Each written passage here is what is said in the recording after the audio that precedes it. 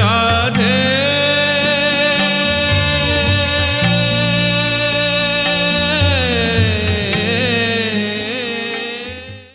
गुरवे गौरचन्द्राय राधिकायै इष्टदालये कृष्णाय कृष्णभक्ताय तद्भक्ताय नमो यं प्रव्रजन्तमनुपेतमपेतकृत्या द्वैपायनो विरहकातराजुहाव पुत्रेति तन्मयतया तरवो विनेदु तं सर्वभूतहृदया मुनिमानुतस्मि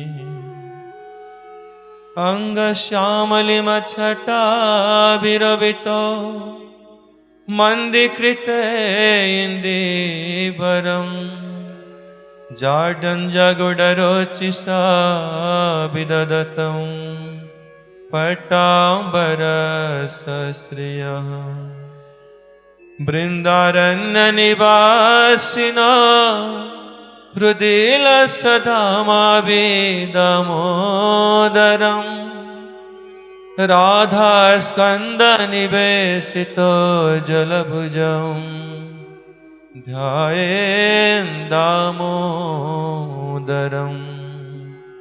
भक्त्या विहिना अपराधलक्ष्यैः क्षिप्ताश्च कामादितरङ्गमध्ये कृपामयीस्तां शरणं प्रपन्ना वृन्दे नुमस्ते चरणारविन्दम् हा देवी काकुभर्गद्गदया दवाचा जाचे निपत्य भुवि दण्डवदुद्भटार्ति अस्य प्रसादमबुधस्य जनस्य कृत्वा गान्धर्विके निजगणे गणनां विधेहि हरे कृष्ण कृष्ण कृष्ण हरे हरे हरे राम राम राम हरे हरे हरे कृष्ण कृष्ण कृष्ण हरे हरे हरे राम राम राम हरे हरे। मैं सर्वप्रथम मेरे परमाराध्यतम गुरुदेव ओं विष्णुपाद परमहंस परिव्राजक आचार्य अष्टोत्तरस्थ श्री श्रीमद् भक्ति वेदांत नारायण गोस्वामी महाराज ओं विष्णुपाद परमहंस परिव्राजक आचार्य अष्टोत्तरस्थ श्री श्रीमद् गौर गोविंद गोस्वामी महाराज जी के चरण कमलों में अनंत कोटि प्रणति ज्ञापन करते हुए उनके अहित्व की कृपा भिक्षा करता हूँ। तत्पश्चात मेरे रूपानुग गौड़ीय गुरुवर्ग सपरिकर श्रील प्रभुपाद भक्ति सिद्धांत सरस्वती ठाकुर जी के चरण में मैं अनंत कोटि प्रणति ज्ञापन करते हुए उनका हेतु की कृपा भिक्षा करता हूँ। उपस्थित समस्त त्रिदांडी पादगण सभापति महोदय अन्य वरिष्ठ भक्त वृंदों के चरण में मेरा पुनः पुनः प्रणति निवेदन करता हूँ। समस्त अन्य भक्त वृंद मातृवृंदों को मेरा यथायोग्य प्रणाम। आज विषय बड़ा गंभीर है और महाराज जी ने आदेश दिया समय बहुत संक्षेप है, बहुत कम समय है। जैसे कि अल्पकाल में कल्प कथा,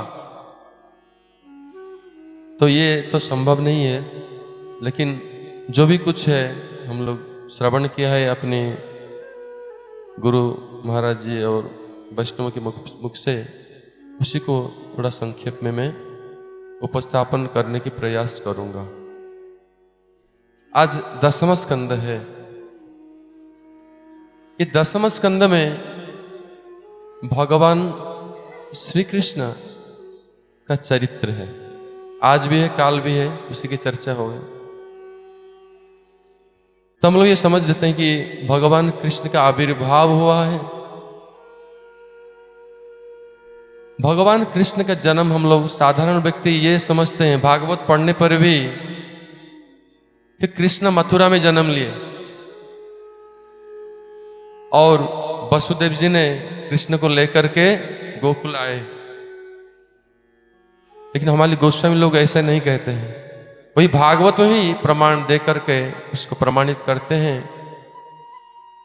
कि भगवान कृष्ण का आविर्भाव गोकुल में ही हुआ है। उनके नित्य माता पिता श्री नंद जसोदा, उनके गर्भ से उनके जन्म हुआ है। और वसुदेव जी को जो शिशु रूप में उनको दर्शन दिलाया भगवान ने, वो वही गोकुल के स्वरूप को यहां दर्शन कराया। इसलिए मथुरा के भगवान का जो जन्म लीला है, ये देव की जन्म बाद। तो सुखदेव गोस्वामी कहते हैं ये जन्म बाद है, ये वास्तविक सत्यता इसमें नहीं है, लोग कहते हैं। लेकिन नंद महाराज के लिए क्या कहते हैं सुखदेव गोस्वामी? नंदस्तु आत्मज उत्पन्ने जात अल्लाद महामना, कि नंद महाराज अपने पुत्र जन्म की सुख मनाया, जात कर्म संस्कार किया। मथुरा में कोई जात कर्म संस्कार नहीं हुआ है। इसलिए कृष्ण ये समझना होगा कि कृष्ण नंद जसोदा मैया के निजी पुत्र हैं। इसलिए गोकुल में उनने बहुत लीला किया है। और ये सब भगवान की जो लीला, इसके श्रवण कीर्तन से हमारा जीवन धन्य हो जाता है। इसलिए रूप गोस्वामी पाद कहते हैं, तन्नाम रूप चरितादि सुकीर्तनानु स्मृत्य क्रमेण रसना मनसि नियोज्य तिष्ठन ब्रजे तदनुरागी जनानुगामी कालम नयत इति अखिलम उपदेश सारम। भगवान के जो नाम कैसे है? लीला के अनुरूप। जैसे जशोदा नंदन और नंद नंदन, उसमें भी तारतम्य है। मैया जशोदा की स्नेह कृष्ण के प्रति अधिक है, इसलिए जशोदा नंदन नाम की महत्व नंद नंदन से भी अधिक है। उसी प्रकार गोपीकांत गोपीजन बल्लभ राधाकांत उसमें भी है। तो जिस प्रकार नाम रूप चरित्र, भगवान के जो चरित्र कथा हम लोग श्रवण कर रहे हैं, वो किस लिए? इसको हम लोग अनुसरण करके, जैसे पूज्यपाद भारती महाराज ने कहा कि राग अनुग, भगवान की जो नित्य परिकर ब्रज में है, उनके हृदय में जो प्रेम विद्यमान है, उसको राग कहते हैं। और उस राग की प्राप्ति के लिए अगर हम सदगुरु के अनुगत्य में भजन करेंगे, उस राग को प्राप्ति के लिए अभिष्ट सिद्धि वही है हमारा, वही भाव को सिद्धि के लिए, तो वो हो जाएगा, साधन को कहा जाएगा रागानुग भजन। और विशेषतः जो रूप गोस्वामी की पाद की जो अनुगत में जो वैष्णव गण है, रूपानुग आचार्य, जैसे श्रील भक्तिविनोद ठाकुर, श्रील प्रभुपाद, भक्ति सिद्धांत सरस्वती ठाकुर, और रूपानुग आचार्यों की विशेष वैशिष्ट्य क्या है ना? वो श्रीमती राधा रानी की साक्षात सेवा को प्रदान करने वाली, वो डिफरेंस है। इसलिए सजातीय अपने भाव के अनुरूप ऐसे ही साधन भजन करना होगा। कृष्ण कथा तो हम लोग दसम स्कंद से ये लोग श्रवण करते ही रहते हैं, बहुत वक्ताओं से श्रवण करते हैं। इसलिए भगवान ने जो जन्म लीला किया है, रूप गोस्वामी पाद कहते हैं कि ये सब नाम रूप लीला चरित्र को क्या करना चाहिए? सुकीर्तना अनु, उसको अनुगत्य में ही श्रवण कीर्तन करना होगा, श्रवण करना होगा और कीर्तन भी करना होगा। और उसके बाद में जैसे प्रभुपाद जी कहते हैं, कीर्तन प्रभावे स्मरण हईवे, जो कीर्तन करते करते, श्रवण करके कीर्तन करते करते वो स्मरण में आएगा, तो धीरे धीरे हमारा भजन में प्रवेश ही होगा। प्रारंभिक है। इसलिए उपदेश में सार में कहते हैं। सो ऐसे ही जन्म लीला कृष्ण ने ब्रज में बहुत सुंदर सुंदर लीला उन्होंने किया है। विशेषतः उनमें दाम बंधन लीला बहुत प्रसिद्ध है। अगर समय होता आज दाम बंधन लीला की मैं जरूर थोड़ा बहुत जो गुरु महाराज सुना है उसको मैं कहता, लेकिन समय आज नहीं है।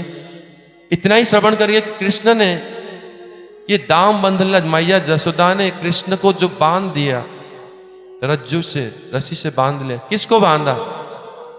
वही कृष्ण। जब जम्भाई लेते समय अपनी मुंह में ब्रह्मांड को दर्शन कराया, ब्रह्मांड घाट में कृष्ण मिट्टी खा रहे थे, तब मैया जसोदा के पास कंप्लेन पहुंचा और मैया जसोदा कृष्ण के मुंह को खोल करके देखना चाहा, तो कृष्ण नहीं चाहते थे कि मैया मुझे पकड़े या मुझे दोषी ठहराए कि हम गलत काम कर रहे हैं, मैला खा रहे हैं, मिट्टी खा रहे हैं। तो उसमें एक एक कण ब्रज की धूलि उसमें ब्रह्मांड के रूप में प्रकट कर दिया जोगमाया ने। और उस कृष्ण के अंदर मुंह में जब ब्रह्मांड दर्शन कराया, विश्व ब्रह्मांड को दर्शन कराया, उस कृष्ण के उदर कितने बड़ महान है। तो मां जसोदा ने कृष्ण को बांध दिया। कैसे? वो प्रेम के द्वारा। इसलिए मां जसोदा ने जो प्रेम के रूपी रज्जु के द्वारा कृष्ण को बांध दिया, वो साक्षात वात्सल्य प्रेम की रज्जु है। नमस्तेस्तु दामने स्फुरदीप्ति दामने तो दिय उदराय अथ विश्वस्य दामने। मानो कि मां जसोदा सारा विश्व ब्रह्मांड को बांध दिया वो रज्जु के द्वारा। हरिभक्ति सुधोदय में कहा गया है, भगवान कृष्ण परम स्वतंत्र है, परम मुक्त, मुक्तों के भी उपास्य हैं। सदा मुक्तोपि बद्धोस्मि भक्तेन स्नेह रज्जु भी। यही ब्रज लीला का तात्पर्य है कि यद्यपि कृष्ण परम मुक्त हैं, किस प्रकार प्रेम में वशीभूत होकर वो अपना बंधन को स्वीकार करते हैं। ब्रज में कृष्ण दूसरे दूसरे लीला में, भगवान की जो लीला है अवतार में, अलग अलग ब्रह्मांड में, अलग अलग कल्प में, उसमें भगवान सब समय जय करते हैं, विक्टोरियस होते हैं। लेकिन ब्रज में कृष्ण लीला की महत्व तो यही है, सब समय पराजित होते हैं।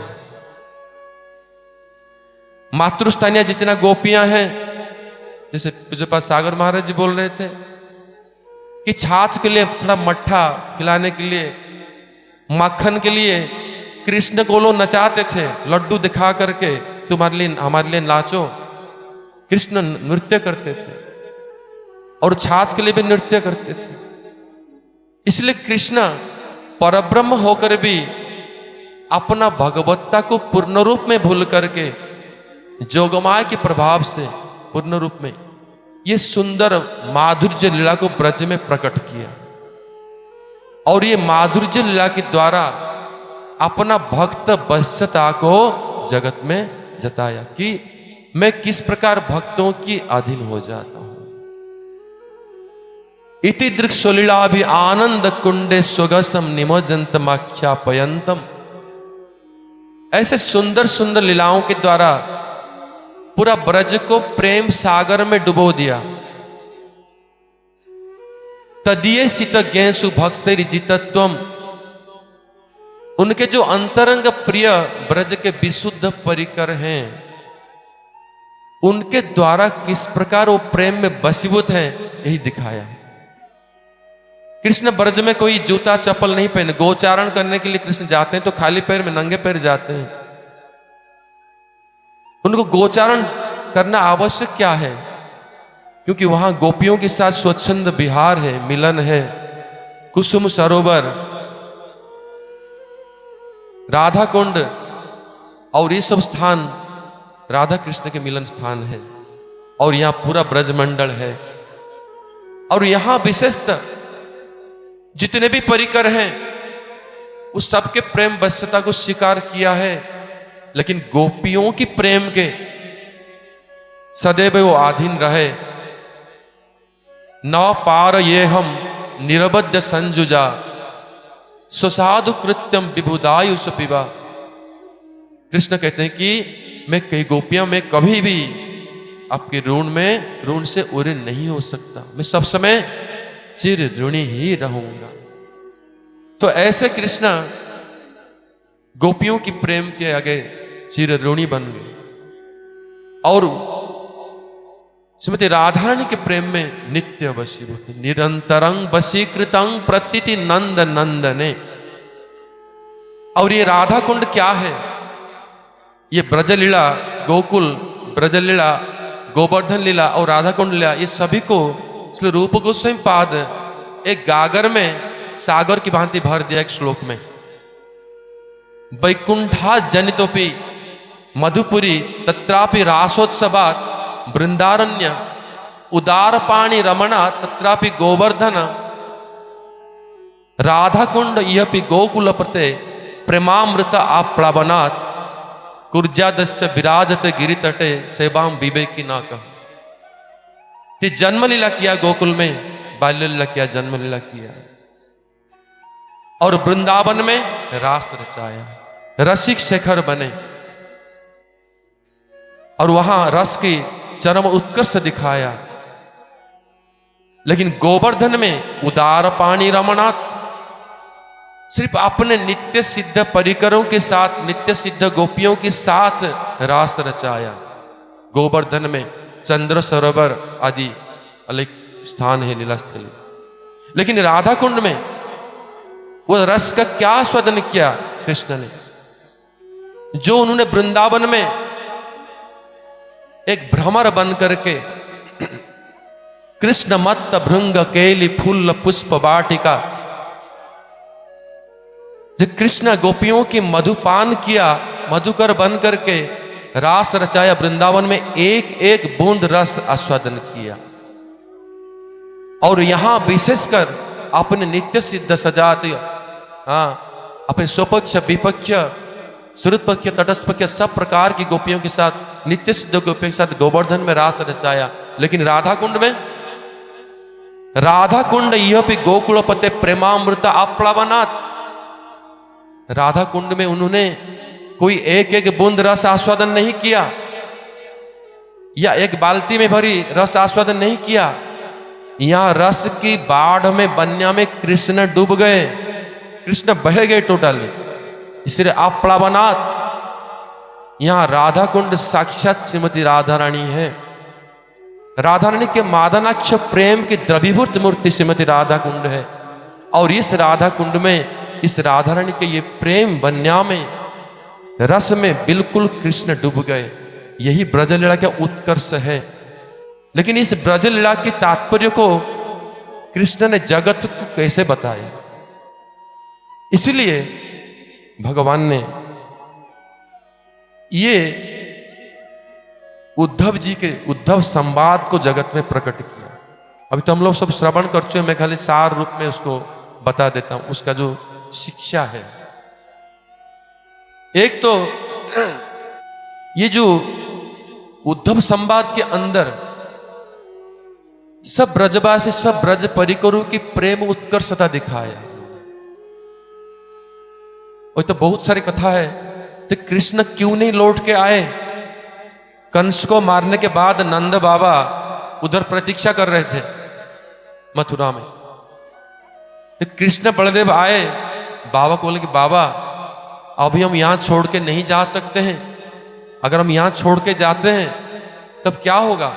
यहां कंस की जो ससुर है जरासंध, ये लोग आक्रमण करेंगे, इसलिए मैं थोड़ा सा मथुरा की कार्यभार को संभाल करके मैं पीछे से आऊंगा। तो नंद बाबा को बहुत सारे सामग्री दे करके भेज दिया, नहीं आए। तो सभी तो ये समझते हैं कि कृष्ण अपना ड्यूटी करने के लिए मथुरा में रुके, लेकिन ये वास्तविक तत्व नहीं है। मुख्य कारण क्या है? मुख्य कारण यह है कि गुरु महाराज जी कहते हैं प्रेम सरोवर की लीला। ये प्रेम सरोवर में कृष्ण के पास, कृष्ण की गोदी में राधा रानी शयन कर रही हैं, और उसी समय जब भ्रमर आकर के राधा रानी की मुख कमल को मंडरा रहा है, और राधा रानी को बहुत डिस्टर्ब हो रहा है। उस समय मधुमंगल को कृष्ण ने इशारा किया और मधुमंगल ने वो भौरा को दूर भगा दिया। बाकी अब मधुसूदन को छोड़ के आ गया, मधुसूदन और नहीं आएंगे, मधुसूदन और नहीं आएंगे, दूर चले गए। इसको सुनकर के राधा रानी के अंदर उत्कट विरह प्रकट हो गया और ऐसे विरह में रोते रोते वो मूर्छित हो गए। उनकी नेत्र की जो अश्रु से ये प्रेम सरोवर बन गया और कृष्ण सोचने लगे अगर मेरे उपस्थिति में राधा रानी की ये विरह दशा है, इसलिए मेरे अनुपस्थिति में तमाल वृक्ष आकाश को मेघ वर्ण को देख करके कृष्ण स्मरण में कृष्ण के आलिंगन सुख को आस्वादन करें राधा रानी। इसलिए राधा रानी की प्रेम सुख को और बढ़ाने के वर्धन करने के लिए ही कृष्ण दूर रहे। एक स्वरूप में अप्रकट प्रकाश के स्वरूप में कृष्ण नित्य ब्रज में है, कभी नहीं छोड़ के गए। इसलिए जब नंद बाबा आ गए और बाद में कृष्ण नित्य विरह अनुभव कर रहे हैं। ये ब्रज लीला, मथुरा लीला और द्वारका लीला, इसमें कृष्ण का स्वरूप क्या है, कृष्ण क्या करते थे। अगर हम श्री सनातन गोस्वामी पाद गोस्वामी वर्ग के विचारों को देखते हैं कि कृष्ण के अंदर नित्य विरह था, मथुरा में भी और द्वारका में भी। द्वारका में जो विरह था उसमें उनका जगन्नाथ की जो लीला है प्रकट किया है, उसको कोई रसिक वैष्णव ने श्रवण किया होगा तो जगन्नाथ जी स्वरूप प्रकट किया है वो विरह के कारण। और मथुरा के विरह के कारण उन्होंने उद्धव जी को भेजा और उद्धव संबत को प्रकट किया। और उद्धव जी ब्रज में आए, जैसे अभी हम लोग महाराज लोग से श्रवण किए, अपने संदेश लेकर के गोपियों की प्रेम पाठशाला में प्रेम को पाठ को उद्धव जी ने खुद पढ़ा, तभी हम लोग भी पढ़ रहे हैं। इसको भगवान ने ये प्रकट किया जगत के कल्याण के लिए। और नंद बाबा के सांत्वना देने के लिए चेष्टा तो किया लेकिन पराजित हुए। और यहां पराजित कैसे नहीं होंगे, जो साक्षात उनके कृष्ण उनके प्रभु, तो कृष्ण ही पराजित हुए हैं उसी स्कूल में, उसी यूनिवर्सिटी में फेल होकर गए कृष्ण, तो उद्धव जी कैसे पास करेंगे। क्योंकि वो प्रेम की पाठशाला है, इसमें प्रिंसिपल श्रीमती राधा रानी है। और ऐसे उन्होंने उद्धव जी पराजित हुए और उनके ज्ञान बिल्कुल कोई काम का नहीं आया। वो उनके ज्ञान रूपी जो टोपी है वो टोपी गिर गया। उद्धव जी बिल्कुल ये प्रेम पाठशाला में वो प्रेम क्या है इसको जब समझने लगे, ब्रज में धूली में लोटपोट खाने लगे। गए थे कुछ दिन के लिए, कई महीनों के बाद रिटर्न आए, वापस आए और पागल बन कर राधे राधे राधे कहकर। इसलिए मैं समय अधिक नहीं लेना चाहता हूँ, मैं थोड़ा सा भ्रमर गीत के बारे में बोलना चाहता था लेकिन समय नहीं है, महाराज जी बोलेंगे। और मैं एक्चुअली मैं कोई वक्ता नहीं हूँ, मैं तो गुरु महाराज जी के लिए सब कीर्तन गाता था। 15-18 साल पहले मैं ये भ्रमर गीत, गोपी गीत, प्रणय गीत ये सब गा करके एल्बम बनाया था, गीतो गोविंदा जी। इसलिए ये सब कीर्तन जो है ये सब भागवत में दिया गया। जब तक हम इसी के अंदर प्रवेश नहीं करेंगे तब तक वास्तविक हम लोग ब्रज भूमि में स्पर्श नहीं करेंगे, ना हम लोग कभी कोई भजन मार्ग में प्रवेश कर सकते हैं। इसलिए ये कोई सद्गुरु की कृपा से संभव हो सकता है, धाम की कृपा से, वृषभानंद श्रीमती राधा रानी कृपा से ये संभव हो सकता है। इसलिए मैं इन शब्दों के साथ मैं समय अतिक्रमण कर लिया और मैं क्षमा चाहता हूँ। लेकिन जो भी है हम लोग की जीवन सार्थक है, हम लोग ये सब कथा श्रवण कर रहे हैं और गौर महाप्रभु के अनुगत्य में, रूपानुगौड़ीय गुरुवर्ग के अनुगत्य में, इन शब्दों के साथ मैं अपनी वाणी को विराम देता हूँ। जय वृषभानंदिनी श्रीमती राधा रानी की जय, सचिनंदन श्री गौर हरि की जय, ब्रजनंदन श्याम सुंदर की जय, श्री राधा कुंड धाम की जय। निताय गौर प्रमानंदे हरि हरि बोल। वांछा कल्पतरुभ्यश्च कृपा सिंधुभ्येव च पतितानां पावनेभ्यो वैष्णवेभ्यो नमो नमः। हरे कृष्ण कृष्ण कृष्ण हरे हरे, हरे राम राम राम हरे हरे।